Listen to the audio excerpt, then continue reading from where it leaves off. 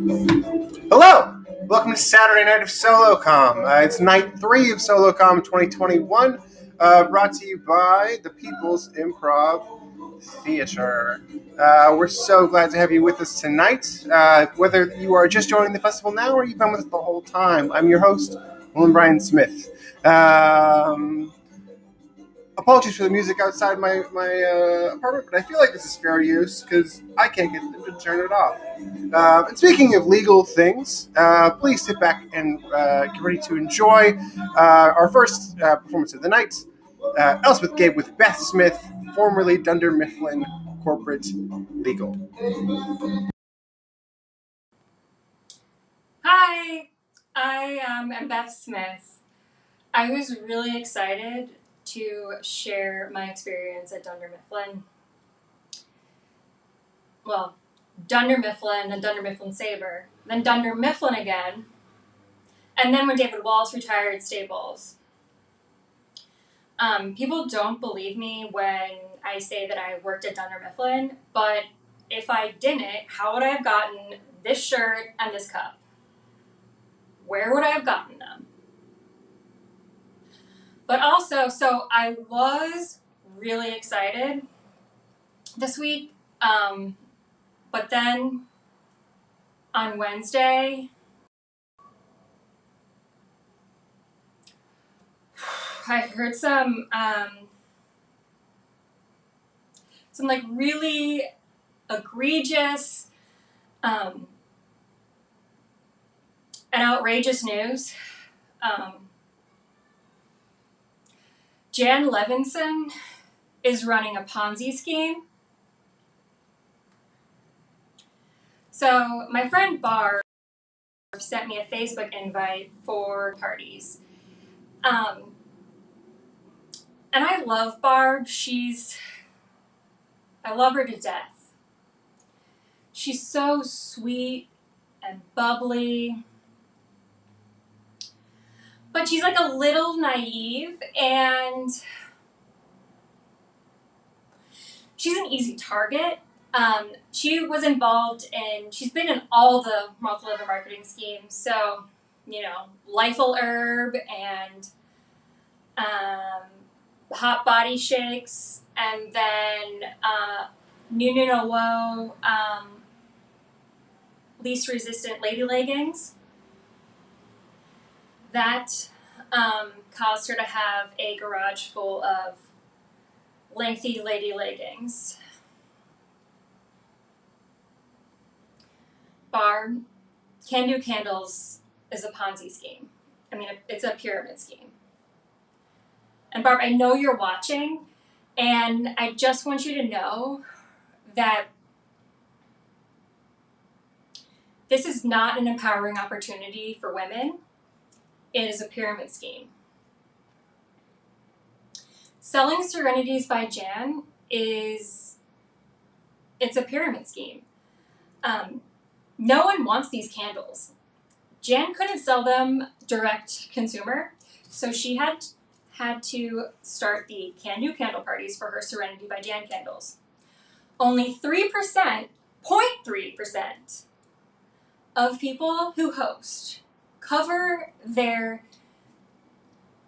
money that they spent on the candles and parties. Barb, you have no more room in your garage for this.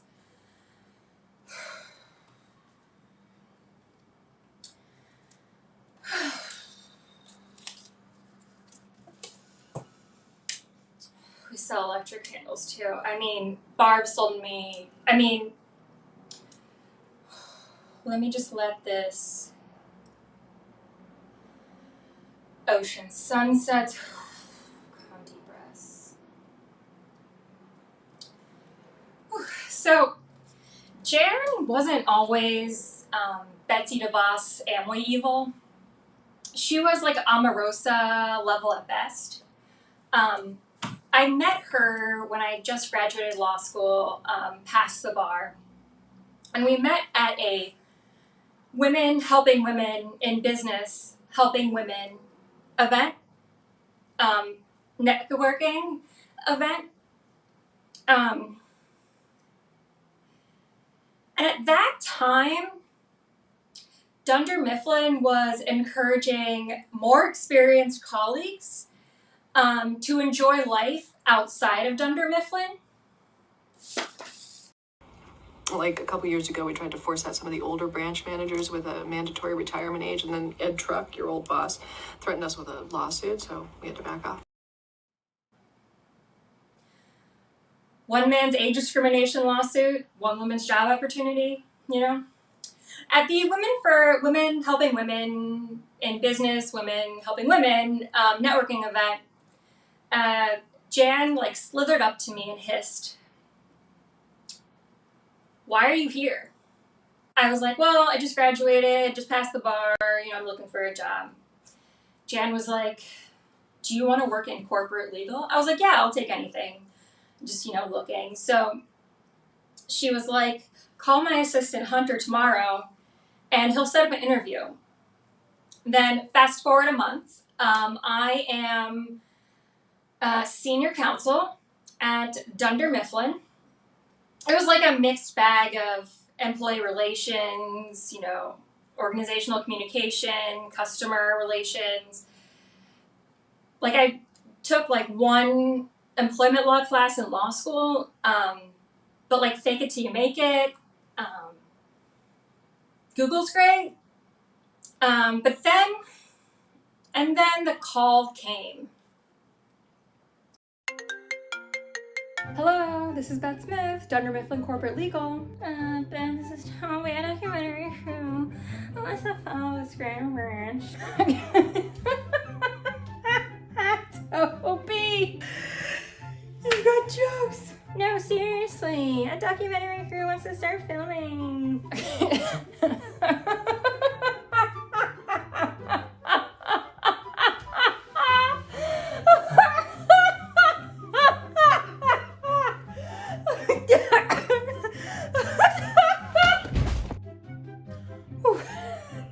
Toby, you made my day with that. Seriously, if the Scranton branch was to be filmed by a documentary crew, that would be a legal nightmare. Hi everyone, so I'm gonna go over the Dunder Mifflin liability release. I know everyone I think signed this document. It's the documentary crew's release. It's 5 pages, but we're gonna need everyone to sign this document, the Dunder Mifflin liability release, in order for filming to continue. FYI, I represent Dunder Mifflin. If you would like information specific to your situation, you gotta hire your own counsel. Anyway, so this isn't a complicated document. It's mostly boilerplate. There's not really anything too complex. But I just wanted to go over a couple sections, specifically Chapter 5, Michael Scott. So Dunder Mifflin won't be held accountable for the conduct of the Scranton branch manager, Michael Scott, recorded by the documentary crew. Whether or not this footage is used in the final product doesn't matter. Additionally, it is agreed that any footage or recording of Michael Scott as part of the documentary will not be used as evidence against Dunder Mifflin in any dispute. That is mediation, arbitration, legal claim, or any other type of dispute resolution process. Conduct covered by this document includes, but is not limited to, forced affection, that's what she said, any behavior as a result of the provision of alcohol, de facto or de jure acts of discrimination, harassment. This list may be updated or amended at the sole discretion of Dunder Mifflin. It is also understood that the acts of Michael Scott are solely for entertainment purposes and not acts of hostility, aggression, or actual harassment.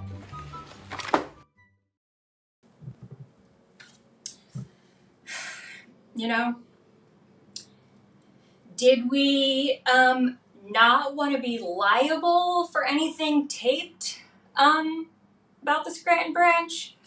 Did we include clauses that discourage reporting illegal behavior?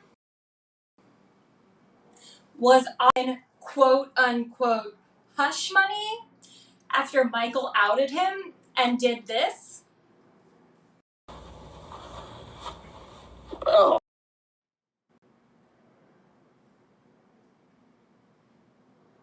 Did Jan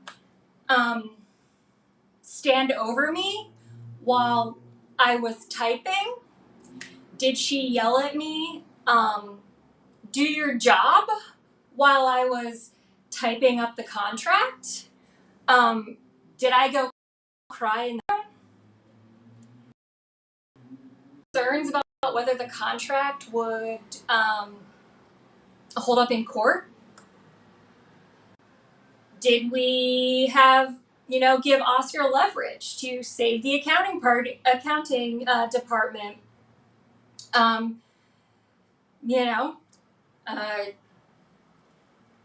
Was Jan's firing the best and scariest day at Dunder Mifflin?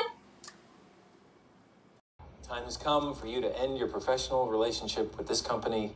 You are clearly unstable.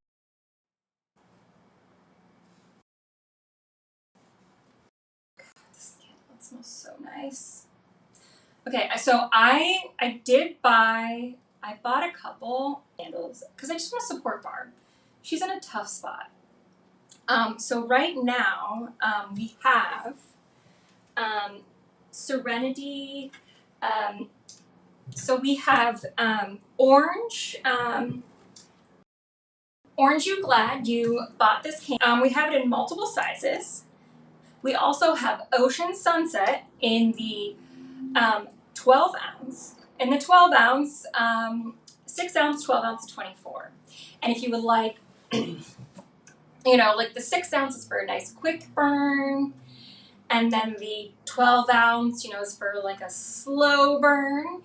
And the 24 ounce is, for a nice long burn. Again, we have multiple sizes. This is, oh my God, it smells so good. Oh God.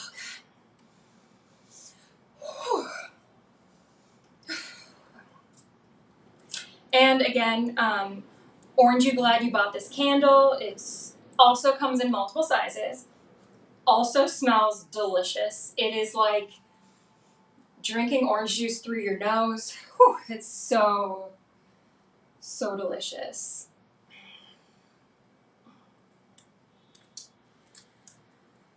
Whew, yeah. So,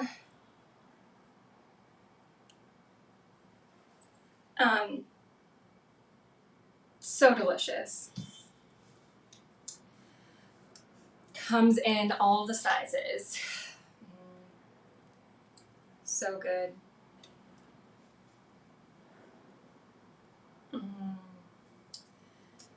David Wallace. David Wallace was my mentor at Dunder Mifflin. I was able to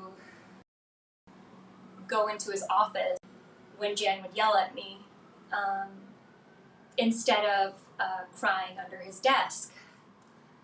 I do have a couple pictures to prove this, because, if it's not a picture, didn't happen. So the first one is, here David Wallace and I are at a picnic. Oops. I'm just out of frame. Oops. But okay, here is a pic of me when Pam was working at corporate. That was for sure me, like 100%, totally. And then here's another picture of me. Well, me in my office when Jen was getting fired, and and then after she was fired, filing her wrongful termination lawsuit. Yeah. When that lawsuit was happening, outside counsel was fantastic. I did not have to be at any of the depositions. My vacation, I coincidentally, scheduled it when all the depositions were taken. like to be around a dormant volcano in Hawaii versus the Jan-cano that was going. Oh, but speaking of Hawaii, we have a gorgeous scent. It is, so good. It's one of the new scents. It's so good.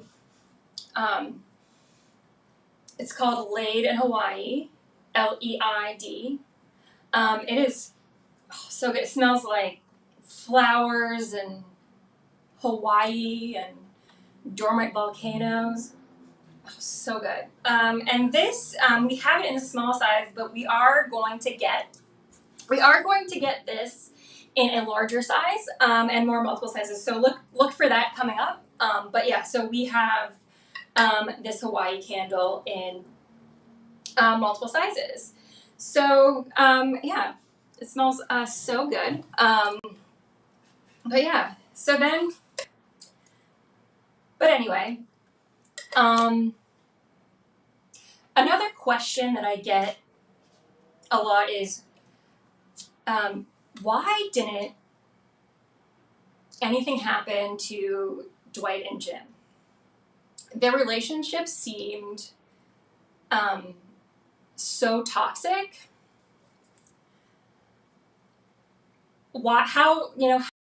How did they stay at Dunder Mifflin? Like, what was in Dwight's complaint file that Toby never sent to corporate? It's all Dwight's. Every Friday at 4, I have a standing appointment with Dwight for him to file a grievance against Jim. I tell him that I'm sending them to a special file in New York. That box is the special file in Okay. Sorry. These are so good. All these scents, like all these candles, like I get distracted sometimes. But yeah, Toby did call me about the complaints. But then I was like, is Dwight the weird beat guy? He was like, yeah. And I was like, what are complaints? I was like, Jim is a top salesman. Like what, what's the point? Jim and Dwight like just balance each other out. Jim keeps his like, weird in check. And like the other thing is, like nothing happens to anyone who, nothing's happening unless you touch someone. Todd Packer touched a lot of people. Todd Packer did touch people, but he had a lot of, he was a large salesman.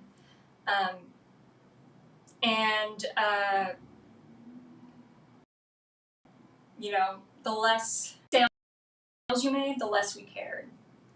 But speaking of caring, so we have a really good deal going on right now. Right now only, you can get a lovely lavender gift set with several candles inside. So you've got this nice size candle and this candle, and right now it is only $19.95, but you have to purchase something. But also, if you got this on your own, like on its own, it would be $60 to $75. So right now, you can get these for $19.95, but you have to act now and you have to make a purchase. So this deal won't last long. It's only about a month. So you've got to act quickly for that. So yeah. But yeah, so, like going back to Dwight, his complaints about Jim, like there were so many good ones, and by good, I I mean amazing, and by amazing, I mean hilarious. You know, Jim putting Dwight's stapler in Jell-O. Jim moving Dwight's desk into the bathroom. Let's see. Jim getting stuck in the elevator. Jim making Dwight's desk into Christmas wrapping paper and making Dwight fall over. Jim putting Dwight's stuff in the vending machine. These don't sound like they are funny. They actually sound kind of bad. But what are we gonna do? They were top salespeople. But yeah, so we have another great deal going on. We have a few, so there are a few more candles coming at you. We have the ice cold candle, and then we also have the bonfire candle, both, like just different, this for more of like a, when you need that like summer cool down, and this is kind of like the fall flavor. It was the original scent. It was the original candle that Jan sold, was the bonfire. It's nice in the fall when, you're toasting marshmallows and the world is burning around you. It's great. So these, again, like I would highly recommend. They are great. Like this one, ice cold. Like I feel like I'm in an ice bath when I put it on. And this one, obviously warm. That's all you gotta say, warm. So that is a great deal. Those are a great deal, limited time, just like the lavender candles. But you gotta get on that, but great deals. But speaking of great deals, that was another part of my job that I loved. So we got to give out a lot of great settlement deals. When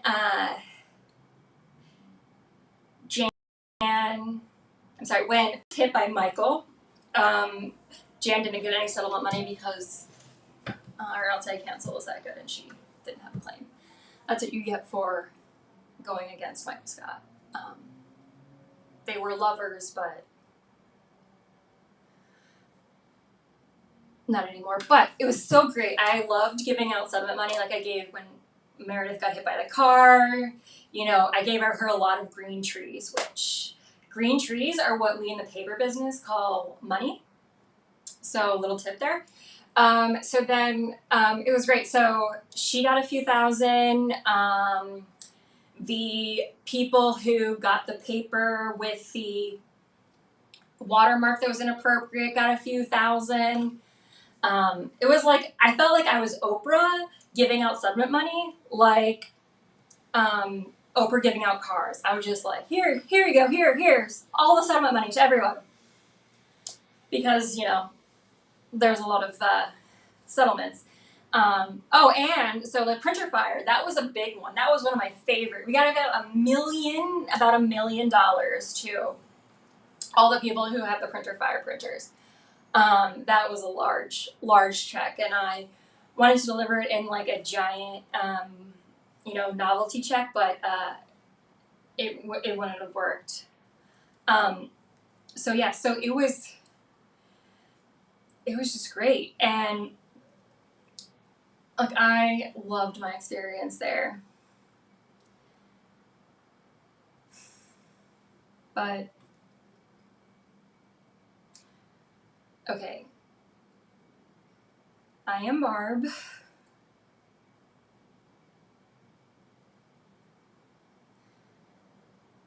Jan came to my house and was yelling at me so loud, so close.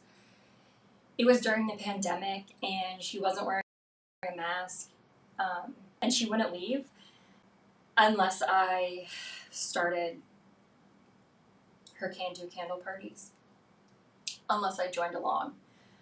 And then she left. So I gave into her pyramid scheme and started hosting can-do candle parties. Do you know how many candles I have in my apartment? Thousands. Thousands of candles in my apartment. Please buy my candles. Please buy my candles. Like, look, I've got so many candles. We've got orange candles, yellow candles, white candles. Like, they all smell so good too. Like, this is like smells like bright stars. You know, like you don't know what a star in the sky smells like, but it smells like that. Like, I wouldn't even know, but like that is what it smells like. A night sky. And then we've got this guy. It smells like a peppermint, just general, whatever the red peppermint flavor is, you know, not green peppermint, like not natural, like whatever the red flavor is. So those are those ones. And then we've got Red Alert. No explanation. That's what that one is. So we've got like some more, like, this is just a nice white ice candle.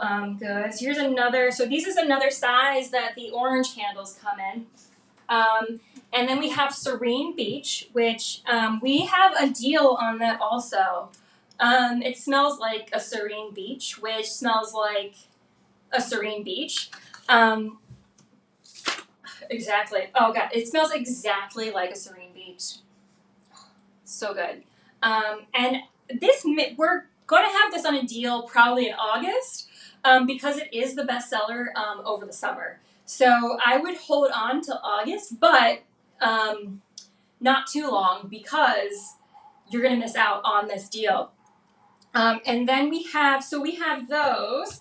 And, you know, like for those people who may burn themselves, you know, if they are in the world's burning around them, we do have these electric candles for those people.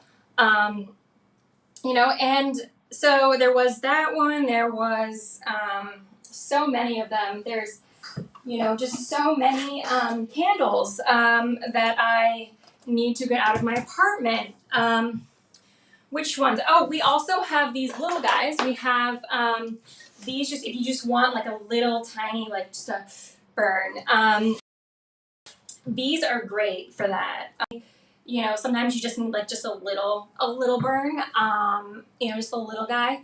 And these are great. These are the aquamarine. They smell like the ocean. And aquamarine. Just that smell. You know, there's just so many candles, and they're all amazing. Come on, like barn. This smells like barn. Like you think barn would smell like gross, but this is barn, and barn smells like it smells pretty good. It doesn't smell like you'd expect. Like hay has like a nice grassy flavor. It just this is really good. This is a really good one. You know, come on. So I have all these candles and I need to sell them. I have so many. I just really need help right now selling my candles. Jan just like is on my back and there's so many. So like if you know, I'm just trying to reach out to like a few people, like eight people. And then I think then I'll reach out to like have those 8 people reach out to another 8 people. You know, just like keep it going, you know, keep it flowing, making sure all the candles are out there and sold. So, you know, just like 8 to 8, make a pyramid, but, you know, just get those candles out there. And then we can keep it going, you know, just until I sell all the candles.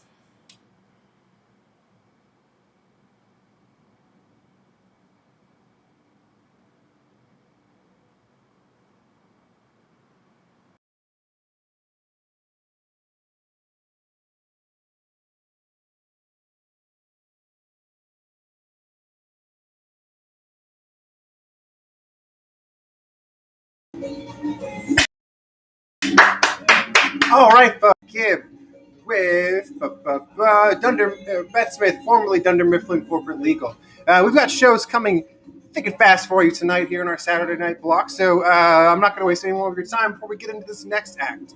Please welcome Paula J. Leone, a recent grad from NYU who is now the Coalition of Hispanic Family Services' new favorite after-school teacher. Folks, Paula J. Leone. Hello. Hello. It is 9:10 p.m. on a Saturday night, so holla at all y'all for being here. Please excuse the big ball that I'm using as a microphone. It is my voiceover microphone because I'm an actor, but I felt like I would use it because I'm going to do stand-up. So, hello, everyone. I'm going to introduce myself a little bit. We're going to get to know each other, so take a little shot, sit down, and get to know me. I'm a recent college grad. Like mentioned, I'm an after-school teacher, and, I'm a very hairy woman. Yep, we're going there. My mother never let me shave. She told me it was like the plague. She said it would grow back stronger, thicker, and darker. So, I grew up thinking that if a razor touched my leg hair, they would become porcupines. And so as a result, I waxed my entire life. And I have a very fond memory of like my first time with my mom when I was like 11 years old with a unibrow being laid down on what felt like parchment paper as a 70-year-old white woman laid a hot, sticky liquid on my leg. And I looked over into the corner at my mom, and she was standing there with her arms crossed, and she looked at me and she said, "Breathe." And I went my entire adolescence waxing in fear of razors, and then I went to high school and I found out all of my friends shaved. And I thought to myself, maybe I should warn them. Maybe their moms aren't telling them the truth. And then I go on and I look at the TV and I see a million commercials for these beautiful pink razors on like a smooth hairless leg. Sorry.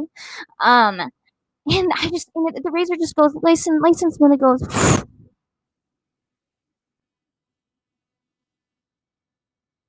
And I think to myself,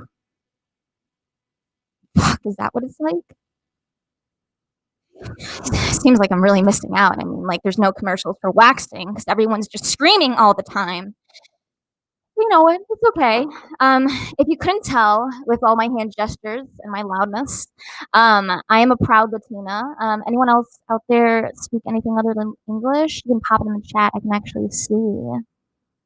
No way. Anyone else speak other than English? No, that's okay. Well, I don't want to sound like I'm jacking myself off, but I do speak four. And not to sound, the technical term for that is a polyglot. I know. Yeah. It kind of sucks. I really should have just stayed back as a trilingual, because it just sounds so much cooler. I didn't know that the higher you go, the lamer your title gets. Yeah, because like polyglot, what the fuck does that mean? That's just a vague term for speaking anything more than 4 languages. But really, it just sounds like a Pokemon. And not a cool Pokemon. Like, it sounds like a shitty Pokemon. Like, you go like, polyglot, I choose you! And it's freaking out, and you're like, fuck, I should have just left you in the forest because it has no idea what language to battle in.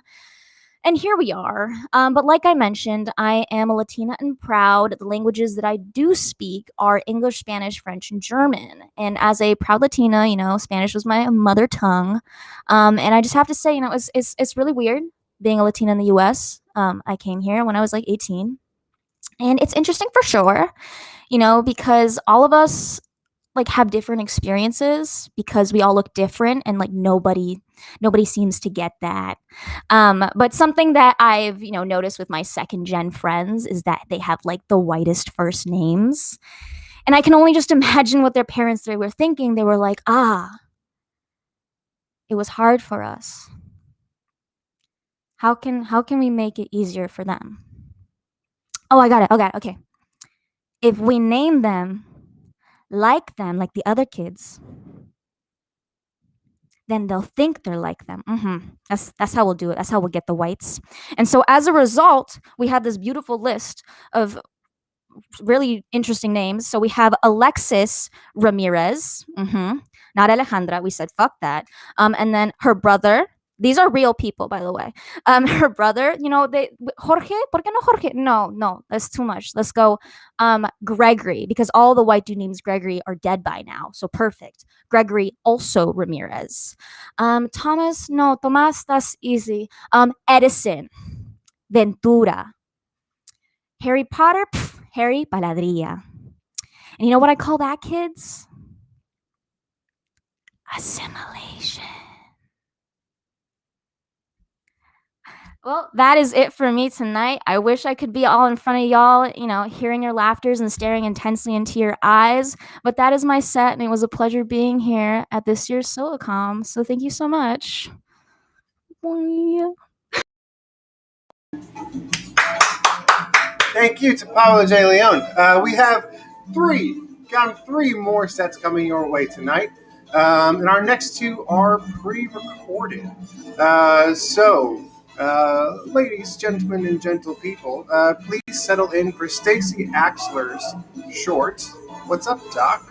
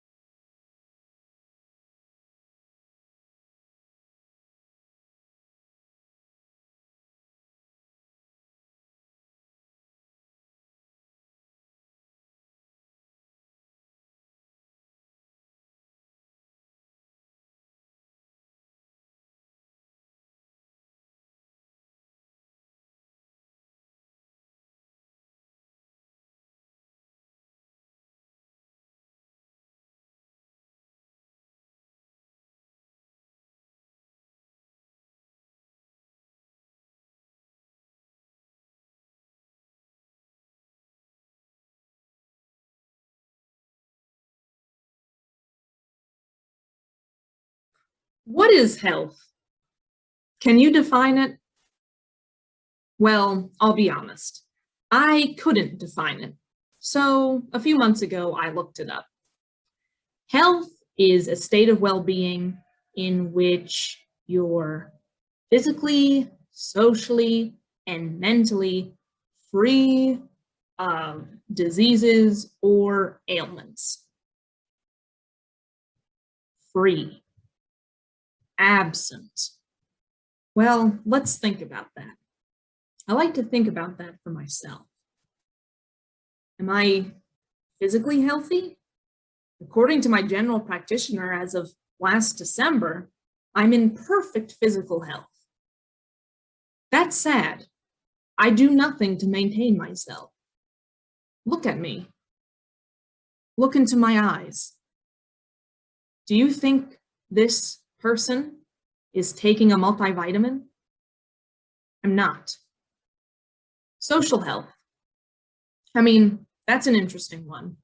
I feel like I'm a social person. I have friends. I hang out with them. And then every day without fail, around 3 a.m., I sit in bed thinking, why does everyone hate me? And also at larger social functions, I usually stay in the room with the cats. But that's a personal choice. So I guess I'm doing okay. And then there's mental health. That's something that is a work in progress for me. My name is Stacey Axler, and this show is about my journey to get a better handle on my mental health in the past year. What's up, Doc? I'm a person who struggles with anxiety. If you know me at all, this will probably not be a shock to you, but it's true. During the past year, with the COVID-19 pandemic affecting so many people, my anxiety started spiraling out of control. So you might be thinking, well, I hope you got help. Getting help for your mental health is difficult, especially because people would prefer to talk about their creative solutions to mental health problems instead of actually real, tangible solutions. What are these creative solutions, you ask? Eating enough bananas is something I heard. Yep, bananas. Watching things on TV that made me laugh, like Everybody Loves Raymond, would help chase away my anxiety. I love you, Ray Romano, but you can't do that. My favorite, and this is something that many people, even one of my doctors told me, make sure to get a run in the sun, at least once a week. I don't know about you, but throughout my life, people have really tried to extol the virtues of the sun to me as a catch-all for any physical, mental ailment that there is, from colds to coughs to, yep, my anxiety. I sometimes get so anxious that I don't sleep. But here's the thing about sleep. The less you sleep, the more anxious you are. And the more anxious you are, the harder it is to relax enough to fall asleep. So this just creates a big, vicious cycle. Now you might be wondering, what happens to your body when you can't sleep? Well, let me tell you. My record for not sleeping, at all, is 3 days. That's 2 hours of no sleep. I'm not even going to tell you how many minutes that is, because at that point, minutes are irrelevant. Now, I don't know what happens to everyone when they don't get sleep, but I can tell you what happens to me when I don't get enough sleep. I start to hallucinate, and that's what I did when I went 72 hours without sleep. I was hallucinating people who weren't there.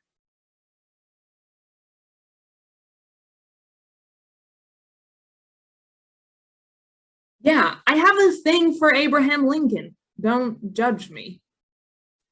One of the reasons I can't sleep at night is because my brain is just so active with a lot of thoughts. And sometimes I imagine the inside of my brain looks like this.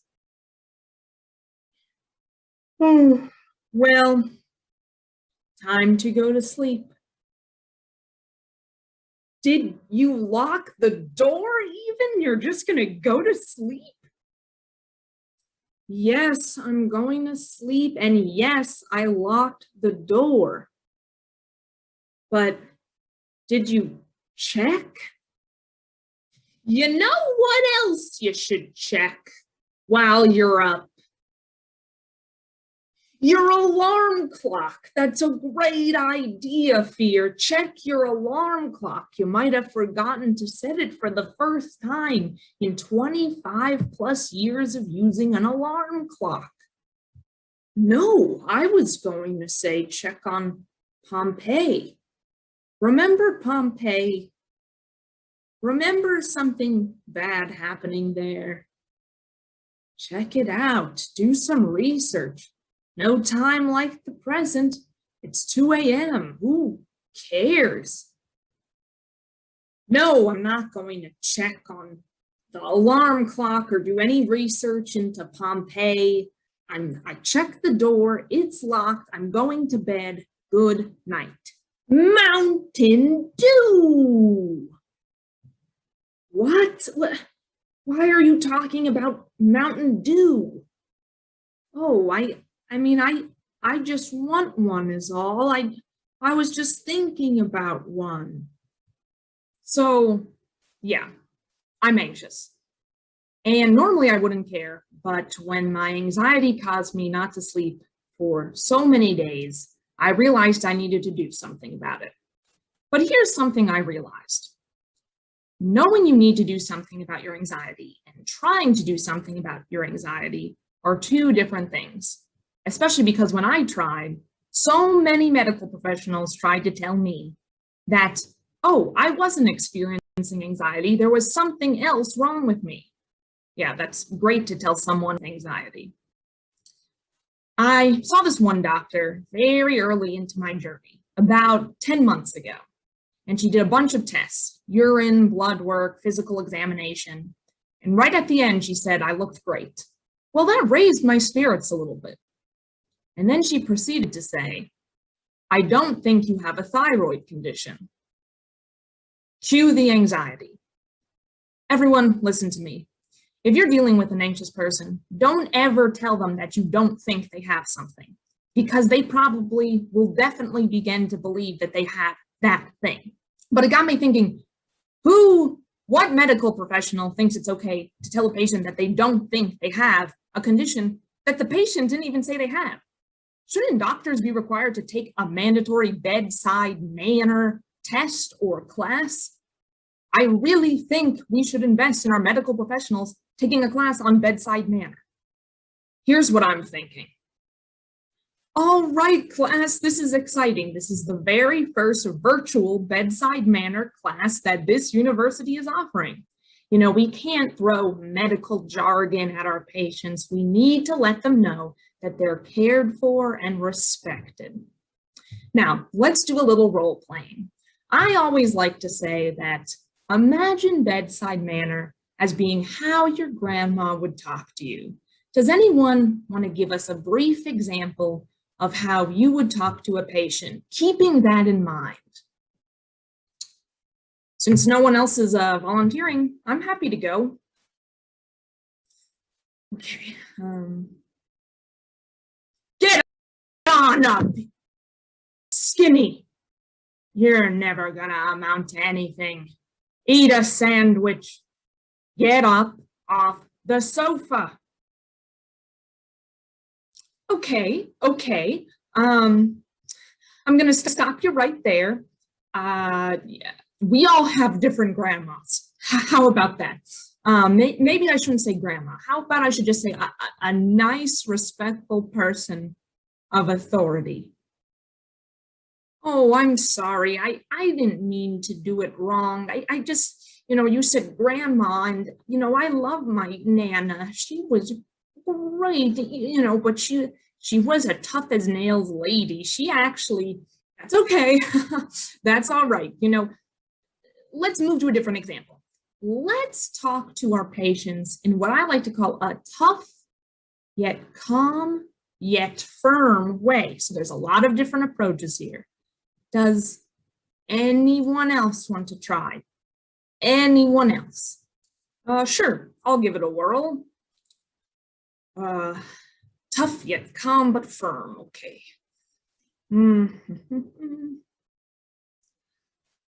You have a thyroid condition.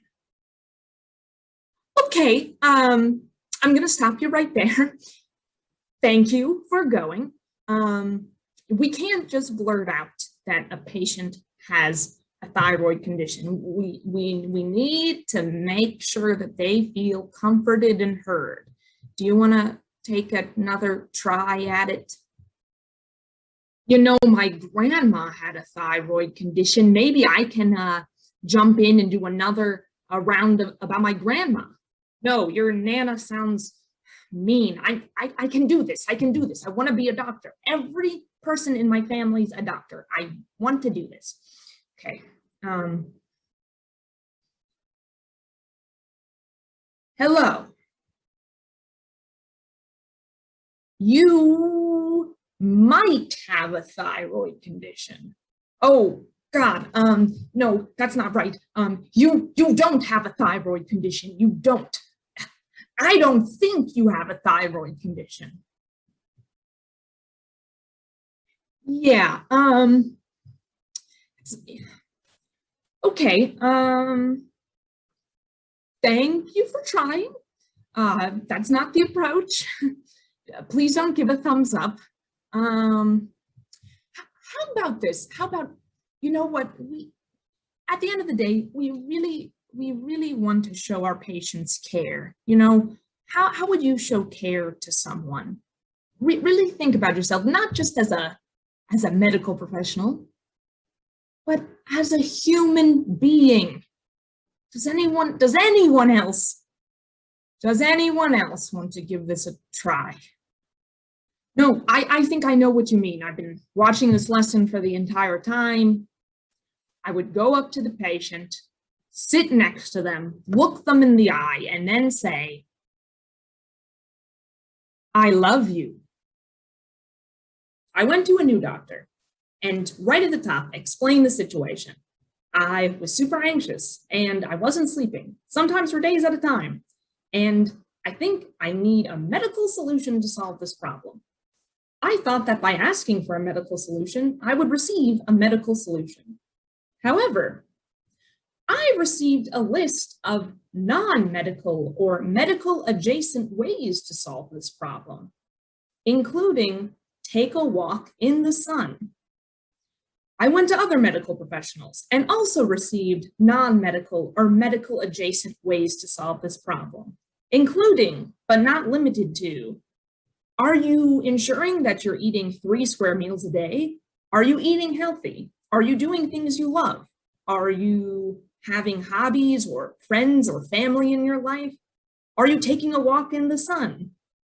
Yes, a different doctor asked me then. Are you exercising? Are you exercising to the point that you're sweating? If you sweat, you'll be able to fall asleep. Are you taking a walk in the sun? Yes, a third medical professional asked me this. Are you taking a walk in the sun? Are you in love with the sun? Are you going to marry the sun? Are you going to dinner with the sun? The sun came up so often. When I finally got a medical professional to take me seriously, I got them to prescribe me medication. There's not an end, per se, to this show or a cliffhanger, but there is a conclusion. And that is getting help for whatever medical ailment you have is sometimes a process, and I don't believe it should be. My grandma used to say, you make plans and God laughs. And I always thought I knew what she meant, but I realized I hadn't lived through something like that until the last year. And it really made me realize that what my grandma said is true. It's hard to plan for tomorrow. Even if you've done all you can possibly do, it sometimes isn't even enough. So learning to advocate for yourself or trying to advocate for yourself or trying and failing and trying again is just a part of life. And I'm extremely thankful for medical science. I haven't been out in the sun in weeks. You might have noticed this, but I'm a vampire. No, that's a joke. I'm not a vampire. I'm a human being, but yeah, I'm not going to go out into the sun.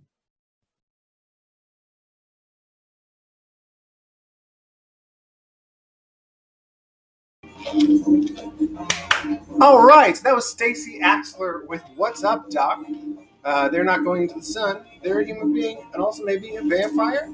All right, so we've got 2 shows left for you tonight. We're in our final hour of Saturday night. I'll be so sorry to see you go, but come back tomorrow because you and I will both be here from 1 p.m. until 10:30 p.m. tomorrow night for the final day of Solocom. We're going to do it together, and it's going to be a good time. We've had some great shows so far tonight, and we've got 2 more coming your way. Please situate yourselves at home for a short from Teresa Moriarty entitled The Most Italian People Who Have Never Been to Italy. I'm William Brian Smith, and this is Solocom.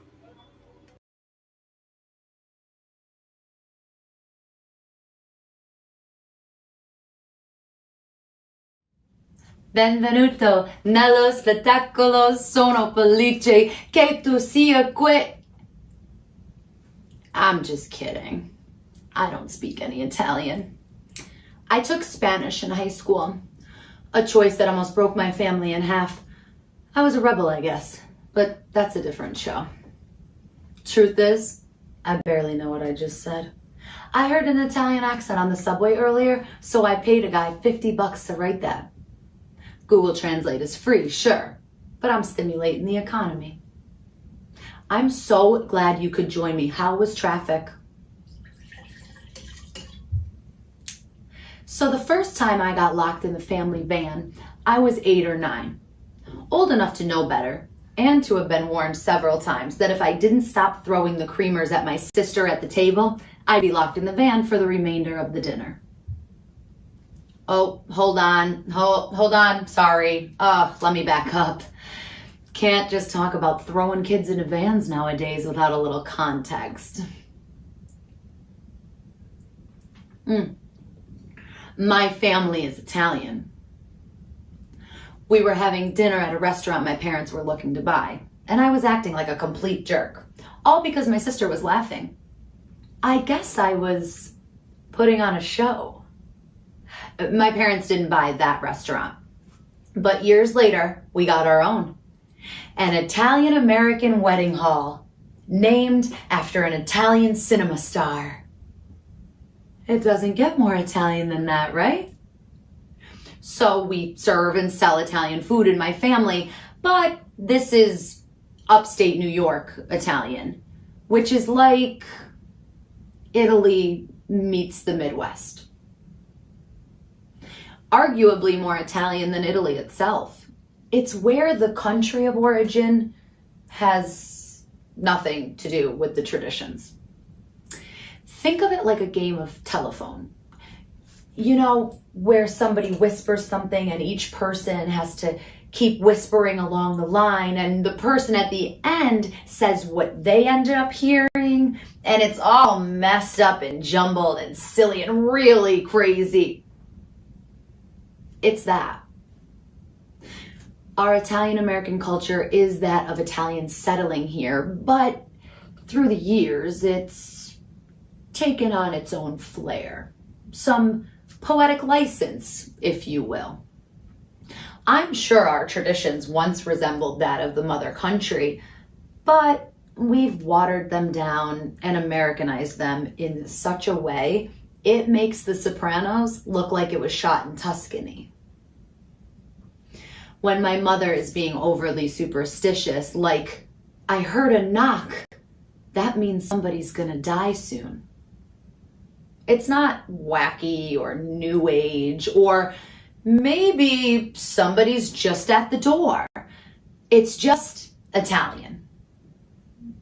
When I got bullied for my black mustache and hairy legs in 7th grade, my mother said, they're just jealous. They're intimidated by your beauty. Guys, I looked like a hedgehog. All the hairs on my body were connected. Across my brow, you could braid my legs. Italians don't shave young, she said.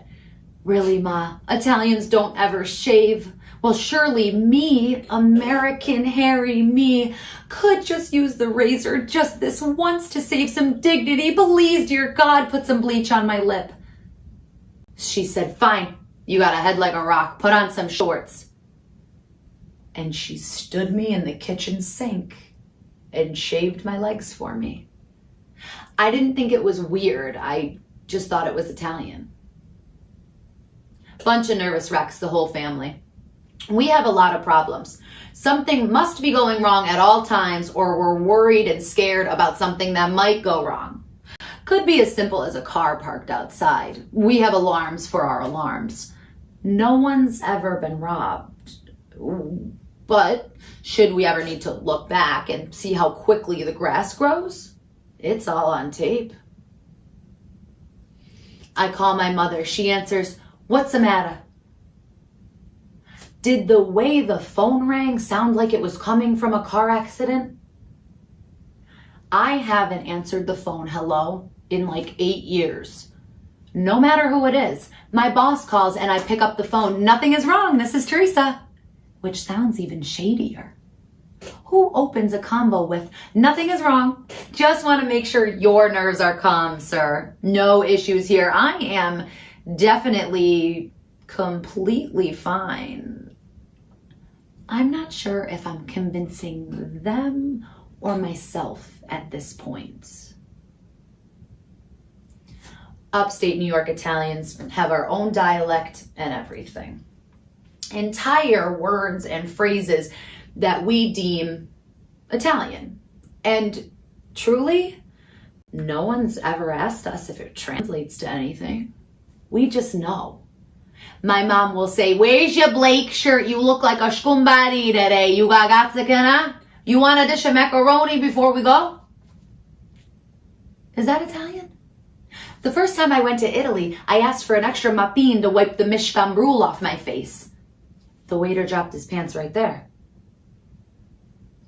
Come to find out, it's all made up words. I didn't do great in school, but my parents never noticed because I could get a pan of veal chicken cutlet sorted and wrapped and out the door in seconds. Oh, you're probably like, veal chicken. Aren't those two different animals? Yes. I guess anyone not in a rush might say 1 pan of veal cutlets and 1 pan of chicken cutlets. It's technically 2 items, but we mash it all up to save time. Like, get 6 pans of veal chicken cutlet. That's 3 pans of veal and 3 pans of chicken. We got places to go and things to worry about. We do this a lot. You probably know the popular term, forget about it. But do you know, come here jerk, a what's the matter with you, a she and good, a come and old peep, he's a skusta ma, or grab a mapin? Loosely translated, come here jerk, what's the matter with you, she's a whore, why don't you talk, he's messy, grab a towel. Who needs to speak Italian? We speak in hunger levels, loud prayers, and big opinions. We speak with food. Come here. Come over for a coffee. Let's chat about every single person in the family and outside of it. But, you know, keep it between me and you. We love with food. Ah, this sauce is better than sex. What do you know, you putana? We grieve with food. Don't feel sad. Feel stuffed. That's the way Nani would want it. We fight with food. It's all right. His lasagna tastes like plaster. Ooh, my own fighting words. If you can't do it with food, we don't need it. Our love language is food. Sweet food, salty food, cold food, hot food, lots of food, little bit of food, food that should be hot but turned up cold, huge problem, or food that should be cold turning a bit too hot. Cured meats, cooked meats, on sale meats, never the meats from down the block, only the meats from up the block, because we trust Vinny but we don't trust Ange. And the produce, what's in the flyer, what's out of the flyer, what's fresh, what's not so fresh. Did the zucchinis flour? Fry them up! Use every bit of every bit, or it's a terrible sin. It's a waste. We never waste. We'll make a sandwich out of half a meatball, a brown terra basil, and 3 cloves of garlic before we throw any ingredient away. And most importantly, nothing in a jar. Ever. I mean, I guess pickles or something if you can't get to the fresh deli counter. Take a pickle out of the jar, fine. But the sauce, the cheese, the dressing, homemade. Always homemade. Or I think something happens. I learned this young. One time, my cousin brought over a jar of pre-made sauce, and my grandmother grabbed her heart and threw herself on the kitchen floor. Why you do this to me? She survived, but who knows what could happen? Just make it homemade. It only takes 12 hours. Food is just what brings us together. So much food. In high school, we had off-campus lunch. All the kids went to the local deli or the pizzeria. Not me. I walked 2 blocks to my nanny's house. I know what you guys are thinking. Ah, so sweet, great memories. Yeah, sure, I know that now. But then I was mortified. Everyone was flirting at the pizzeria and I was sitting down to a white tablecloth with homemade soup and a large dish of pasta. It doesn't get more uncool than showing back up to 7th period gym smelling like fresh garlic and red wine. I swear, Mr. Peters, I didn't drink at lunch. It's just that my grandmother's friend is in the hospital, so we had to do a quick prayer and a toast so she recovers okay. We only care about anything local and in the neighborhood. It's all about gossip and drama. My sister and I finally got my parents to travel outside of it a bit. We sent them to the Grand Canyon. So I'm asking about the Grand Canyon, and all my dad's worried about is what's going on at the neighbors. He says, did you hear who died? Remember Jane from school? Well, Jane's mother's brother's downstairs neighbor, heart attack. So sad. Oh, okay, Dad, I asked about the trip. Oh, God rest his soul. The funeral was phenomenal. Honestly, gotta make a long story short. My God, was it worth the time? The flowers, incredible. I think they knew a guy. Okay, Dad, but really I asked about the trip. No, flowers like the old days. The restaurant was great, like when your mom and I worked at the old restaurants. Trays on fingertips, water glasses filled before the person realized they were thirsty. Now, you're lucky if the coffee's hot. The widow, she was a mess, destroyed. Life will never be the same. So I finally say, okay, Dad, I'm really sorry to hear that, but how was your trip? The Grand Canyon. He says, it was hot, looked like a big hole. Okay. During the pandemic, I spent a lot of time with my parents because they have a pool. Everyone was so worried about being near their parents and grandparents. We have to keep them safe. Do we go home for the holidays? I went. I was like, mask up, Grandma. Get the lasagna in the oven. Let's go. We're Italian. All we have is our traditions. Nothing is going to stop us from gathering with our families, sitting around the Christmas tree, choosing violence. We pray, we wish, we hope, but never to God or science, to angels. Yep, angels. Ever lose something and retrace your steps? Not us. We have St. Anthony, the patron saint of lost items. It's much easier to find something when you don't even have to look for it. You just have to know who to ask. St. Anthony, please come around. Something is lost and must be found. Boom. You find it every time. Or by the time he answers, you don't even remember what you lost. It's a win-win. It's a wonder Anthony ever showed up, really. He's also the patron saint of miracles, the illiterate and the poor, and the saint of small requests. Either this man is very busy, or it's true we just name everybody Anthony. Italians do this a lot. We know a guy who knows a guy. Somebody you can trust. The same way St. Anthony finds your lost keys, Ray down the block can fix your car for half price, but charge the insurance company double. Shortcuts. We have a remedy, a person, or a quick fix for most things. Need a little luck for a final exam? Light a candle. Need a little luck during your trial for fraud after being exposed for a multi-level marketing scheme? Light the candle. Then call your cousin. He's a lawyer.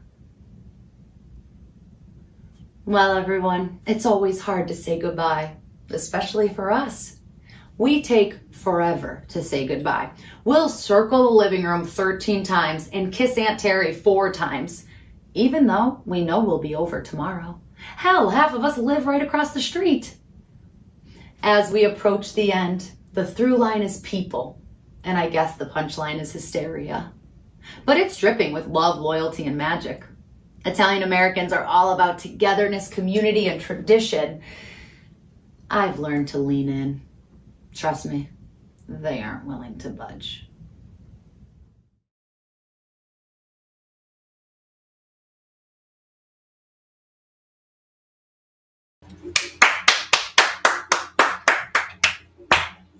Teresa Moriarty, everybody.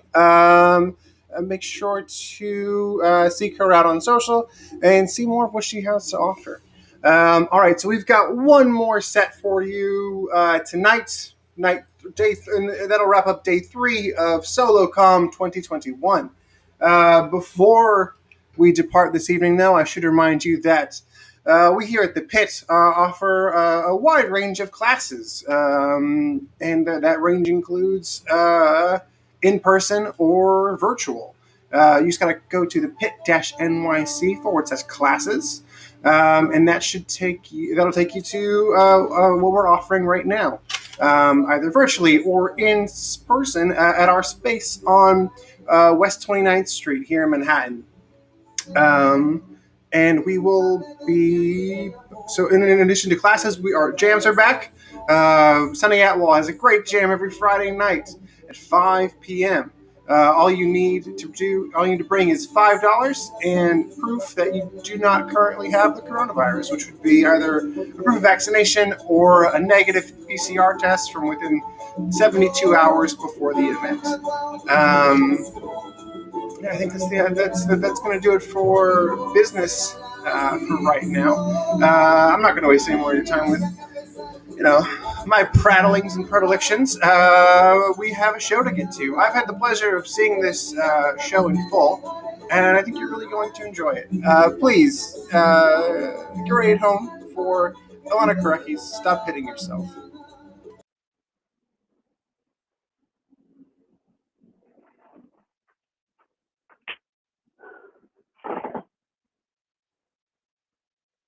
You're right, Ryan. I totally agree. I think it's a good move that we shouldn't be together. After hearing all of these things that you had to say, I think they're really valid. I guess first things first, I leave leftovers in the fridge for like 2 weeks, and it makes the whole apartment smell rancid. On top of that, I'm like really inconsistent with the dishes. There are some nights where I will wash every single pot and pan before dinner is even done. But then there are other times where it's like, oh, they've been in here for like 2 weeks and now we have 15 different roachers we need to call organs. Yeah, it's not good. I totally get it. God, on top of that, I'm just super messy. I'll leave all of my shit just around the apartment and it gets super cluttered. I think there was a point where there were like 7 pairs of my shoes and like 5 pairs of t-shirts or some shit, but it was a lot. It was, you could barely see the ground.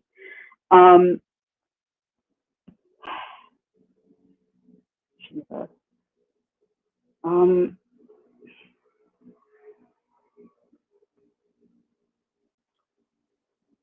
Yeah, I'm also really scattered. Like the 2 times I almost caught the whole apartment on fire when I was cooking. I did that thing that you're not supposed to do and left the broiler unattended for like 20 seconds. I totally thought I was going to be okay. It was only 20 seconds, but then when I got back, both quesadillas were on fire. I'm actually surprised we were able to eat the bottom half. Also, what fucking recipe tells you to like broil quesadillas? That's literally insane. But it wasn't good. I'm not trying to discredit that. But yeah, some of the stuff I think we can really solve by just hiring a cleaning lady every month. But like, where's the money for that, man? Not me. On top of that, I have a lot of other unsavory habits too. Like, I masturbate to celebrity fan fiction a lot.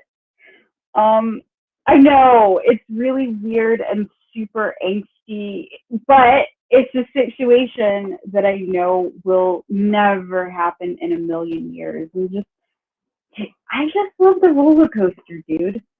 Also, right now, my celebrity crush is Henry Cavill. He was so hot in The Witcher. I mean, dude, you were there too. I showed you. No, it was you who showed me the PC building video. You totally had a boner, dude. I was like right next to you on the couch.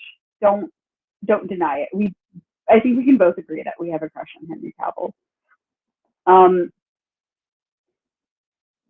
No, hear me out. I can see why this is really unappealing because he does exist in real life and he does have a girlfriend. On top of that, I just totally throw all of my responsibilities out the window and play The Last of Us 2 for like 8 hours every Saturday on the weekends. No, I will not play a multiplayer game with you. Untitled Goose Game is just too hard to play on a console, and it is just not that compelling of a story. But I can totally understand how all of this is really off-putting. I refuse to compromise in even the smallest of situations, and looking back on it, it's really entitled of me. There we go. There were just so many times where I let my insecurities get the best of me in our relationship. Like, fuck. Like, holy shit, dude, if you didn't respond to my text within an hour, my brain would just create all of these conspiracies that you were going to leave me, and then I wouldn't reply to your text at all for like the entire day. And instead of confronting you about problems like this, I just sit and ruminate on each of them. And you'd never know about it. Yeah, this conversation right here, if you think that I'm revealing everything, no, everything's just the tip of the iceberg. I constantly sought your approval instead of receiving what you had to offer me. Even when we weren't together, I just thought I wasn't good enough.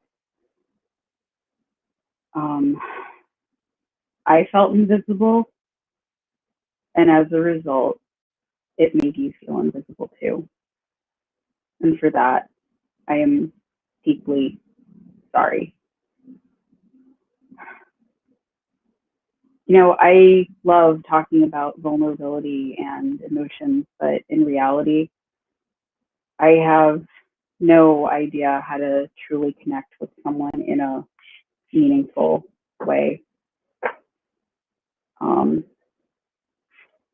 I'm not honest with myself. I have a hard time accepting the reality of a lot of situations, and I constantly self-abandon to get my needs met. You know, and now that I'm saying all of this out loud to you, I realize that if I don't have the capacity to truly get to know you as a person, work together with you, and that means I just don't have the capacity to really even be in a relationship in the first place. Whew! Jesus Christ. Oh my God, thank God I got that out of the way before my first date tonight. Oh shit. Oh, hey Ryan. How are you? Yeah, I was just about to text you. I'm running 10 minutes late to your first date. Oh yeah, I'm so excited too. We've been talking on Zoom for like 6 months now, and it's super great to actually see you in person.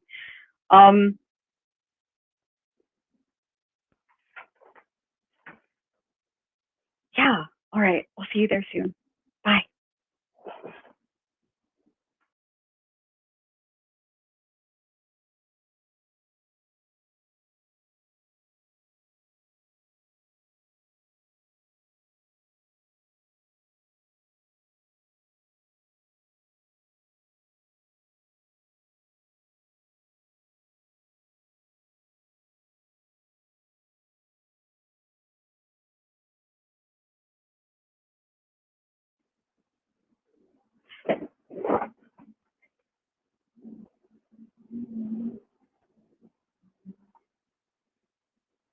Oh. Oh, so you're going with the other candidate. Okay. No. It's fine. It's not like I have been working overtime for 6 straight years for this position or anything. No, I'm gonna be okay. I'm gonna be okay. I am actually really happy for the other person. I think that they're going to bring a lot of direction to this department, even though they've only been working here for a month now. I'm actually really relieved that you decided not to move forward with me. Full confession, I lied on my resume. It turns out I'm not fluent in business Mandarin. It was just a last ditch effort for me to reclaim my culture after being raised by white people for 18 years of my life. In truth, I'd be an awful manager. I really can't manage my insecurities and take feedback way too personally. Do you know how overbearing I'd be? I also have no level of sociopathy to make a hard decision whatsoever. And I people please way too much. There would be no hierarchy in this department. It would all go to shit. It would be super chaotic.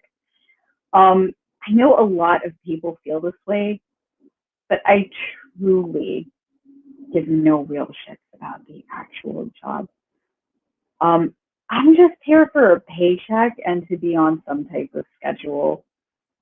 Also, I really fucking hate working here. It sucks. I'm not even sure what this department really does or if it's anything meaningful in the first place. It looks like we just kind of push shit here and there, make sure everything's okay internally. Also, just for the record, the business model that we have currently is not structurally sound and it could collapse at any second. We could go bankrupt. If we have another quarantine, that's it. We're done. I'm also just not that fucking productive. I spend 4 hours of the day circulating memes on Slack. Our client fires us? I have a meme for that. Our boss set an impossible deadline that could cause us to lose the account if we don't deliver on time. Condescending Wonka? Sent. Clyde called Cindy a Hispaniola again. Bet your ass I have a meme for that.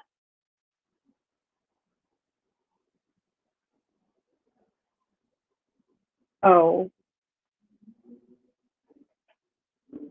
Oh, hi, Lori from HR. I didn't know you were on this call. Yeah, I agree. We need to talk to Clyde about that. That's actually a really serious HR violation. But no, I understand. It's not the time and the place to do that. We can put a pin in this conversation and circle back later.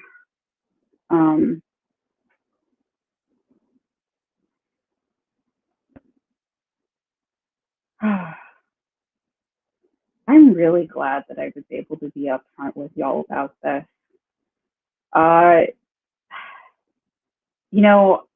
What would have ended up happening was I would have worked for 6 years without taking a vacation day, and then I would need to take a sabbatical or quit, living that boss bitch life.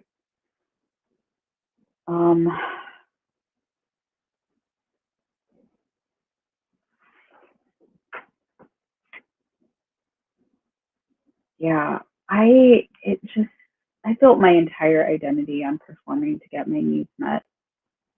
I don't think that's gonna last very long.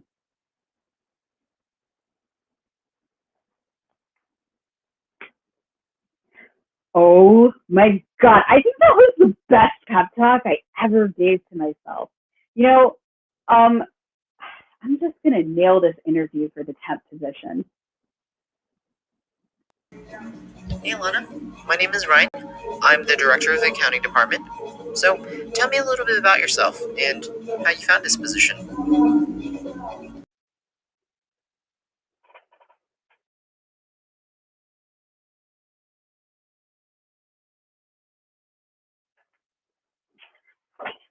Where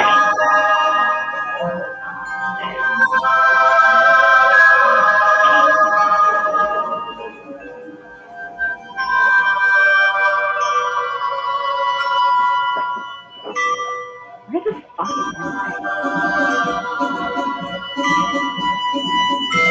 Shit, is that Harambe? Am I dead? Wait, who the hell did Randy Savage die? Am I like missing something? Alright. Come on. Try to open the door.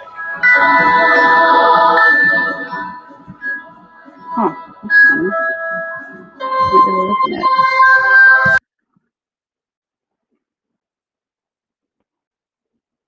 Oh shit. Oh. I guess I really didn't make it into heaven after all. Was it the time that homeless man asked me for loose change and I told him I didn't have any money? I lied. I had at least $10 worth of quarters, but it was laundry day and I had to do 3 months worth of stuff. There were more pressing things going on. Maybe it was all the times that I like didn't hold the elevator open for people. I had to do that at least 4,000 times during my life. Just wanted to write solo. Also, I'm pretty sure there was a lady running late to her job interview. That was a her problem though. Maybe it was all the times that I pooped in a public restroom. I absolutely understand it's not social etiquette to do something like that, but when you gotta poop, you gotta poop. In my defense, I did put toilet paper in the bowl to stop it from plopping very loudly, and I think that has to count for something. Maybe it was all the times that I like let those kids cheat off of me during Chinese 102. It is absolutely their fault if they did not pick up anything from the class. I cannot be held liable for shit like that. I don't think that's it. Maybe it was all the times that I didn't go home for Christmas, or when I just didn't answer my mom's calls. Maybe it was all those times that I like called in sick from work just to avoid sitting in those long ass meetings. No one gets anything done during those. Like, let's not fucking kid ourselves. No one wants to be in those. Well, maybe it was that time that I told my friend of 10 years that hot pink bandage dress looked super sexy on her, even though it really didn't. No. Maybe it was the time that my friend asked me out to a club and I lied. I told him I had to go to a funeral at 2 a.m. when in reality, I just wanted to spend a quiet night in with my beta fish. That doesn't sound like it either. I think I got it. Maybe it was just all of the times where I never felt that I was enough. I held myself back from experiencing so much in life.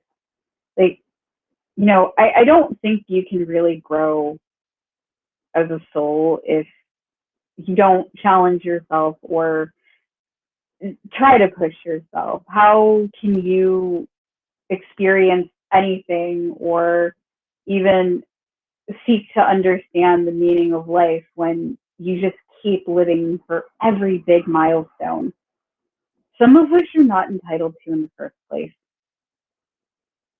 You know what? You're right, God. I don't think I'm cut out for heaven.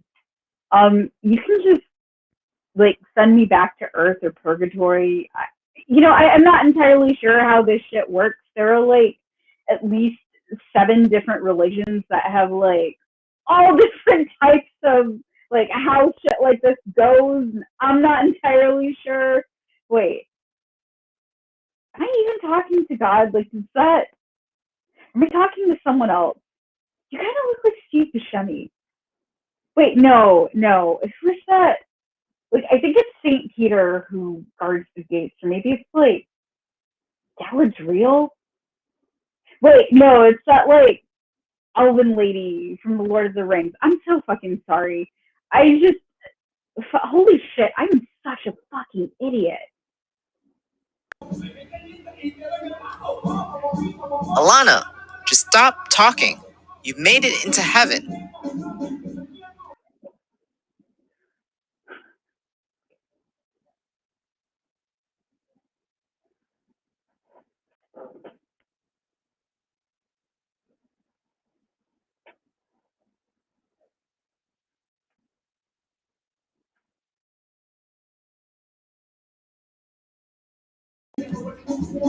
All right, folks, that was Alana Kereki with Stop Hitting Yourself. And that's going to do it for us here on night 3 of Solocom. But we will be right back here tomorrow for the final day, starting at 1 p.m. All the way through 10:30 here at the Peoples Improv Theater, Solocom 2021. I will be with you all day tomorrow, and hopefully the music outside won't be. Because you know, things are things. All right, I will see you all tomorrow. Until then, take care of yourself and have a good night. Bye.